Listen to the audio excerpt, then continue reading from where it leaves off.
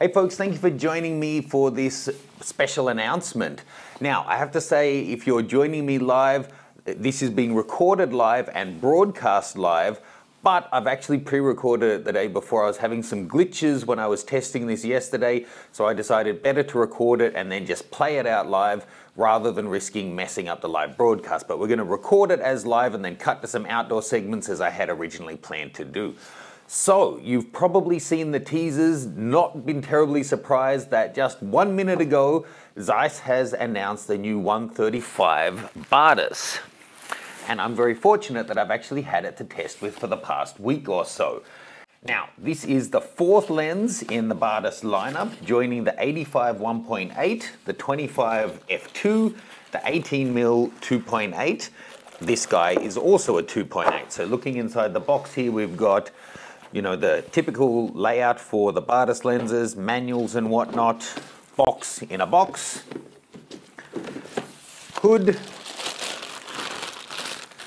which says made in Japan, and actually it's got the black tape on it they sent to me to make sure no one on the street saw it, which was good because I was actually out shooting in Queens, over the weekend. Now we can reveal that to the world. And I did meet a few people, so it was kind of lucky that it was all taped up, so it couldn't have accidentally gotten in a person's photo. So as we take all of those off, look, I have to say, I actually really like the spot the Batis is in the lineup. I'm a bit of a Zeiss fan. I do have the 85 Batis, that's my own, and I also have the 85 Otis. I think they hit a really nice sweet spot, and part of it is because, I'm a fan of Zeiss optics. I love the look you get from the lenses, and these are the only autofocus ones out there. So being that I do own some Sony equipment along with my Nikon stuff, having these in my bag makes me very, very happy. So you can see on that last one I just undid, this does say that these are also made in Japan, the body and the lens. Now, before we get into all the detailed stuff, let me cut to a pre-record of the specs. The new 135 Batis has a maximum aperture of f2.8 and it'll stop all the way down to f22. It's got 14 elements in 11 groups, a surprising amount of glass in there for such a small and relatively light lens. The closest focusing distance is 87 centimeters given the length of the lens. That gives you a working distance of 74 centimeters. Like the rest of the Batis range, the 135 does have the OLED display that shows you your focusing distance and your total depth of field. Without caps or hood, this is measuring 4.7 inches long or 120 millimeters, and it's coming in at 614 grams, which given the size is surprisingly light. Okay, now in terms of side by side, here we are. This is the 135 and this is the 85. So it is quite a big difference in terms of length and handling. But having said that, the weight isn't terribly different.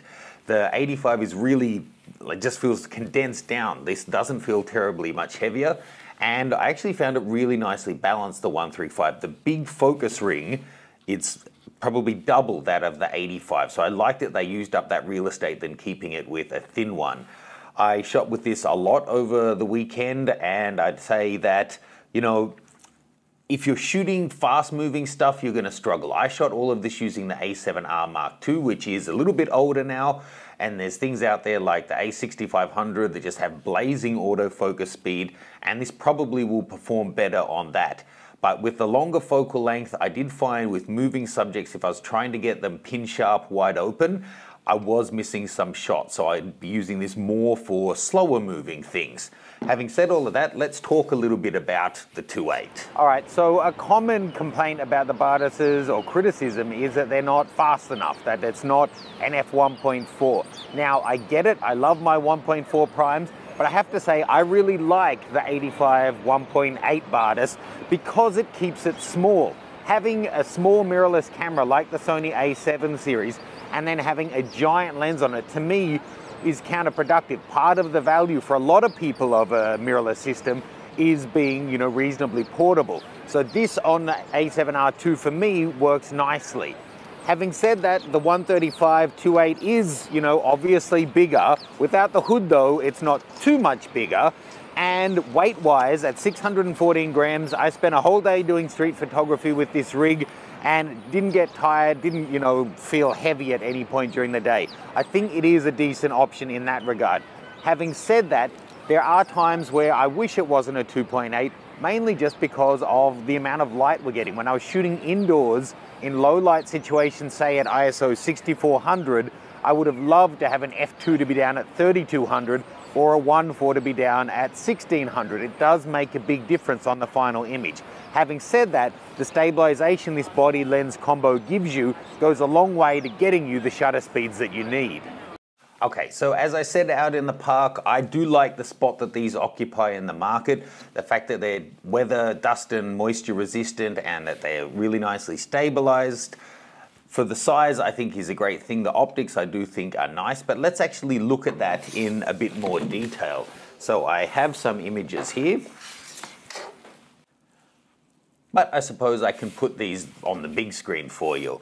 First off, a puppy I met in the park, just a lovely little fella, absolutely delightful to shoot with.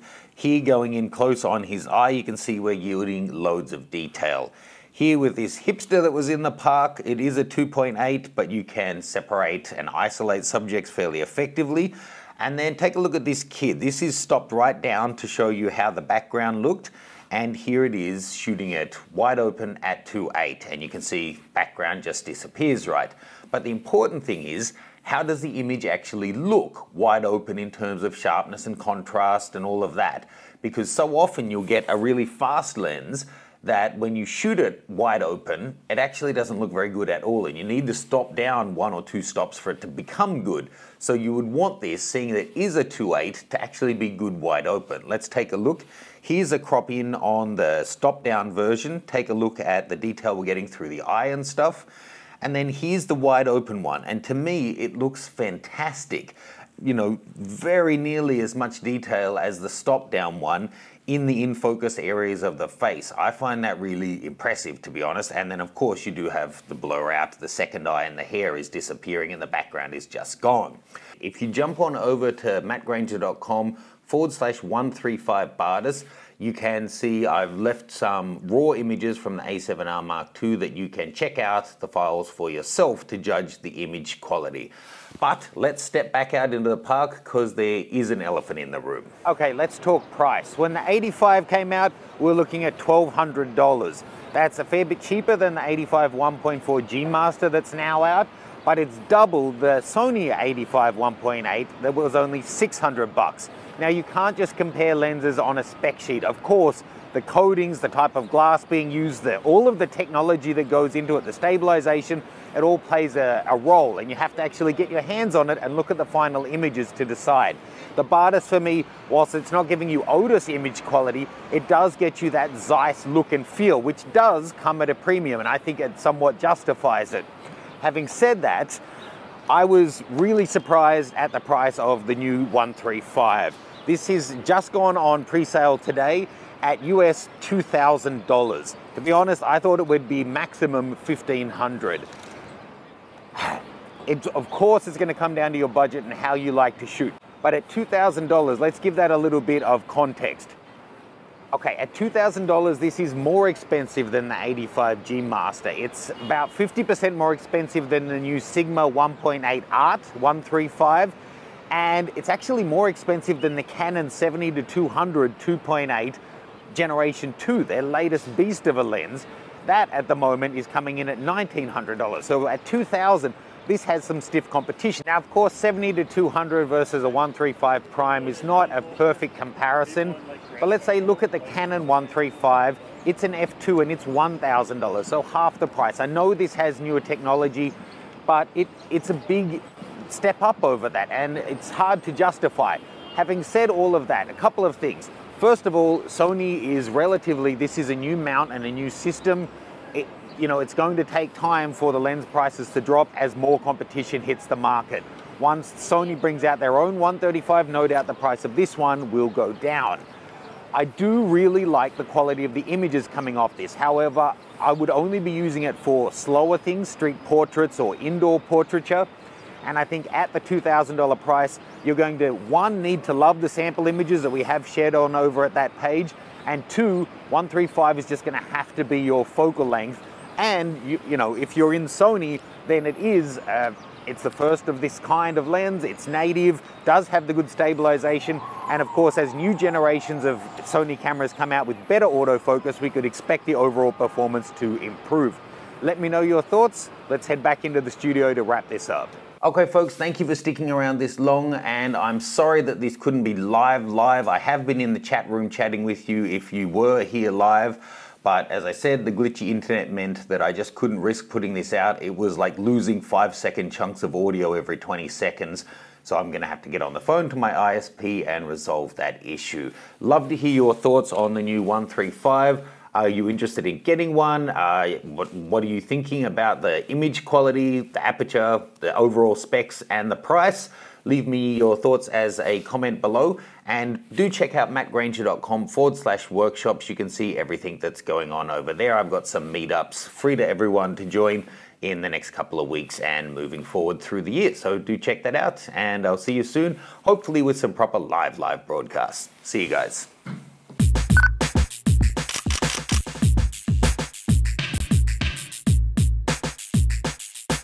Hey folks, thank you for joining me for this special announcement.